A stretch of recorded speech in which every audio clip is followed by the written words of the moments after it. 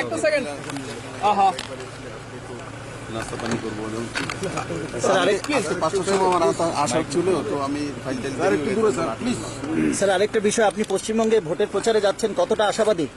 পশ্চিমবঙ্গে তো দেখুন নিশ্চিত সেখানে ভারতীয় জনতা পার্টির সরকার, আর পশ্চিমবঙ্গের মানুষ ত্যাগ করে নিয়েছে, সেটা 2019-এর লোকসভা ইলেকশনে প্রমাণিত হয়েছে।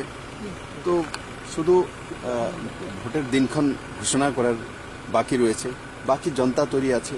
আমরা পার্টির প্রচারে বা কার্যকর্তার সঙ্গে তাদের সহযোগিতা করার জন্য পুরো দেশ থেকে আমরা সেখানে পৌঁছব। আমাদের ত্রিপুরাতেও যখন ইলেকশন হয়েছে আপনারা দেখেছেন, আসাম হোক, মণিপুর হোক, প্রত্যেক স্টেট থেকে ভারতীয় জনতা পার্টির নেতৃত্ব এবং ছোট ছোট কার্যকর্তা বুথ লেভেলে গিয়ে কাজ করেছে। তো আমরাও ওয়েস্টবেঙ্গলে সেটা কাজ করব, সেই দিশাতে 23 তারিখ যাব। স্যার এডিসিতে নয়া জোট হয়েছে মহারাজ প্রদ্যুৎ কিশোর দেববর্মনের নেতৃত্বে, আপনার প্রতিক্রিয়া? দেখুন এই বিষয়ে আমি কোনো কিছু বলতে যাব না।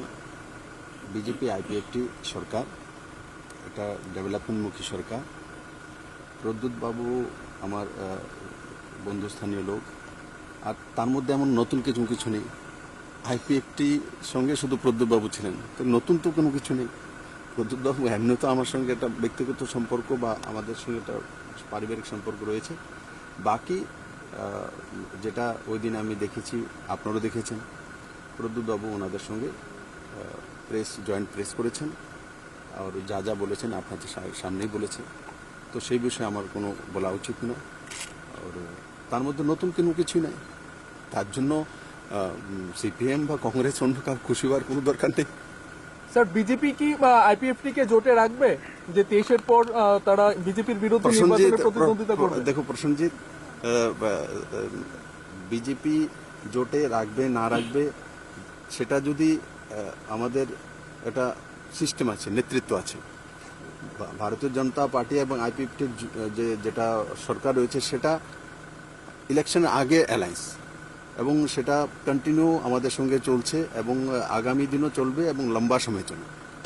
স্যার একটা বিষয় বহুদিন ধরে আলোচনা রয়েছে যে রাজ্য মন্ত্রিসভা কবে সম্প্রসারণ হবে বা নতুন মন্ত্রিত্ব কেউ পাবেন কিনা, অনেকদিন ধরেই জল্পনা।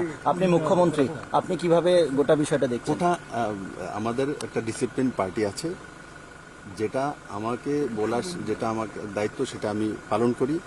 আর নেতৃত্ব যখন যেটা বলবে সেটা সবাইকে নিয়ে, পার্টিকে নিয়ে কাজ করা আমার দায়িত্ব। কারণ আমাকে রাজ্যের মুখ্যমন্ত্রী বানিয়েছে, তো আমার দায়িত্ব হচ্ছে সবাইকে নিয়ে কাজ করা এবং কেন্দ্রীয় নেতৃত্বের সঙ্গে সামঞ্জস্য রেখে কাজ করা। স্যার 23-এর পর যদি আইপিএফটি বিজেপির বিরুদ্ধে লড়াই করে তাহলে জোট কি করে অটুট থাকবে?